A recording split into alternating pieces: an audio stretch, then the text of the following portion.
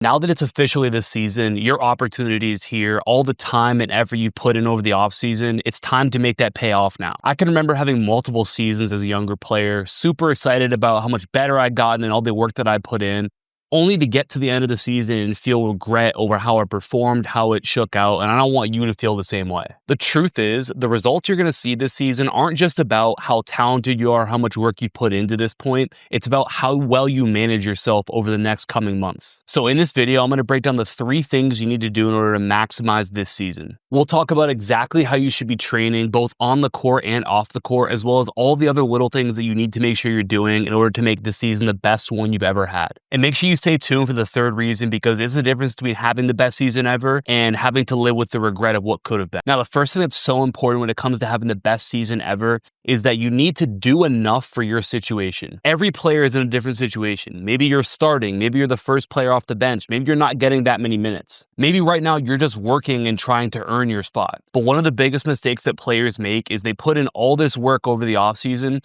then the season gets here and they stop training, which means that by the time that February or March rolls around and it's the playoffs and you need to be at your best, you're actually at your worst because you've been slowly getting worse as the season's gone on. So the point is, you need to keep working as the season goes on, but the amount you need to do depends on how much you're playing already. If you're a starter or if you're getting consistent minutes, then your goal is performance mode. Now, the idea of performance mode is actually very simple. All that it means is that everything that you do, specifically the workouts that you're doing, are geared at maximizing your confidence so that in the short term, you're going to perform at your best. Think about keeping yourself ready. So these are workouts where you're really emphasizing building your touch, seeing the ball go through the net often so that it builds your confidence. So the best way you can do this is at least 3 or 4 times a week. You want to have a 10, 20, maybe 30-minute block of time where you're getting in just these quick little confidence boost workouts. Here's just an example of what we might do when it comes to shooting. We might start off with some perfection form shots where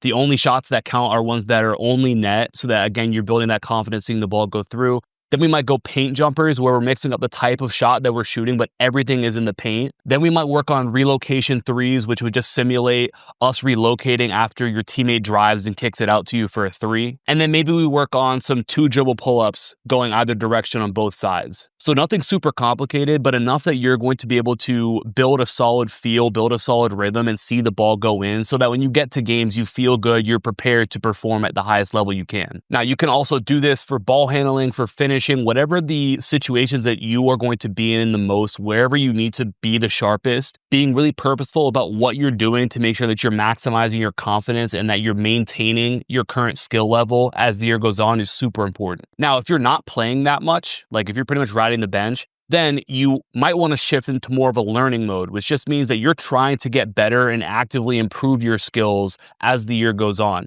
Now, the difference between that and performance mode is that in performance mode, we don't need to challenge ourselves all that much in terms of the drills that we're doing. In learning mode, we do, because there needs to be a reason that our brain signals, hey, we need to get better at this skill. We need to become more efficient. For example, when I'm training a player in the off season, we are prioritizing learning mode. So I don't really care about how confident they feel throughout the off season. I don't really care if they're going through a workout and they're not shooting very well. I may make them struggle through it, and they might leave the gym feeling like, oh, I didn't shoot very well. I feel like I maybe got worse today, because I know that them having to work through that and struggle and overcome those things is how you build actual skill, and long-term it's going to be better for them.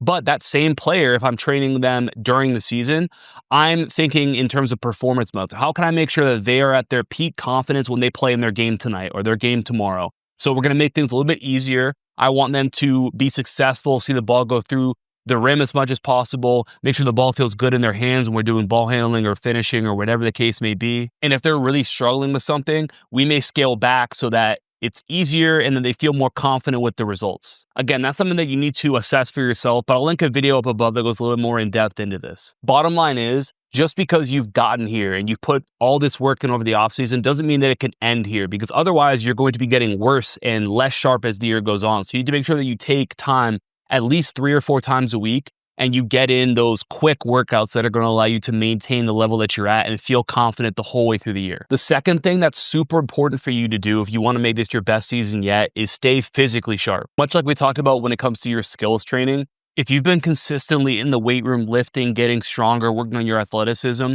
Another big mistake players make is that they get to the season and all of a sudden they're practicing way more often. And so they don't have quite as much time or energy to do the same stuff in the weight room, so they don't do anything. Just like we talked about earlier, as the year goes on and they need to be getting better as the season gets harder and they play against better teams, they get towards the playoffs, they're actually getting weaker. They're getting less athletic as the year goes on. Now, the approach for this would be 1 to 3 times a week, getting in a lighter lift, just with the idea of maintaining your current strength and athleticism. How I would generally program this is twice a week, you'll do a 30-minute or less full body lift. And usually how I'll approach this is there'll be 4 total exercises in each, 2 upper body, 2 lower body. And generally I'm going to stick with the compound movements. So for example, on day 1, I might do back squat as like the lower body, then maybe pull-ups, and then maybe we'll do weighted lunges as our second lower body exercise, and then bench press as our final upper body exercise.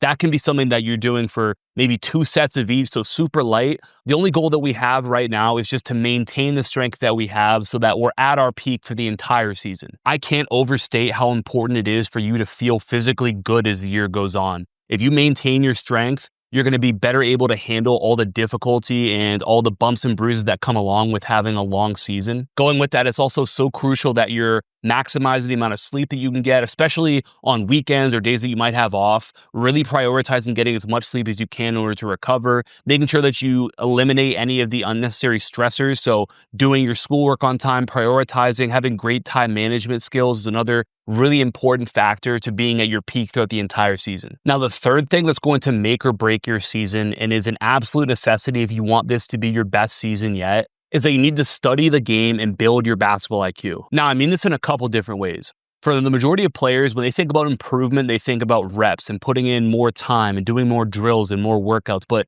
in the season, the fastest improvement that you're going to see is going to come from an increase in understanding, not an increase in you doing more things. Now, the first thing you need to be doing is watching your own game film back. When you're playing a game, there are so many things that happen that you don't even notice in the moment because it's impossible for you to see everything. And if you never watch back and see the things that you're missing, then you're always going to be limited to the view that you currently have.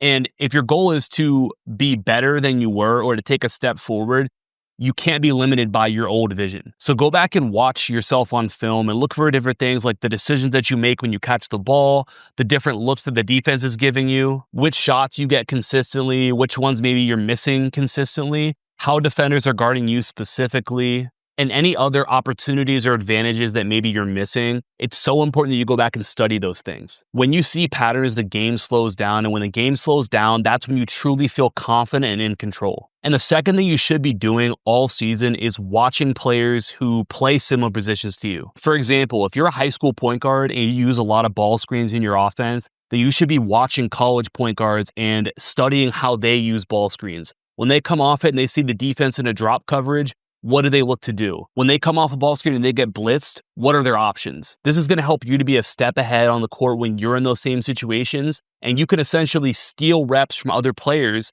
and add them to your own game just by going through and studying what they do. As a high school coach, this is one of the big things that I harp on all season is the importance of watching film, the importance of studying film, because like I said, the biggest improvement that you're going to make and the best way to maximize your talent right now is to increase your understanding of what's going on, what opportunities that you have, and there's no better way to do that than by studying the game. Now, if you want a system that puts all this together for you, Basketball IQ Academy is for you. First of all, we have a full in-season skills training program that breaks up workouts into 10-minute, 20-minute, and 30-minute workouts so that no matter what time you have, how often you can do it, you have a workout that you can do. These are also tailored based on what you're trying to work on. So if your goal is to work on shots off the catch or shots off the dribble or situations in ball screens or just overall ball handling or finishing, there's stuff that you can do. And like I said, you can do it in as little as 10 minutes before or after practice if you want, making sure that your skills stay sharp for the entire year. We also have a full strength and athleticism program that's going to give you the exact workouts you should be doing. We have an off-season program, but we also have an in-season program as well. Much like I mentioned earlier,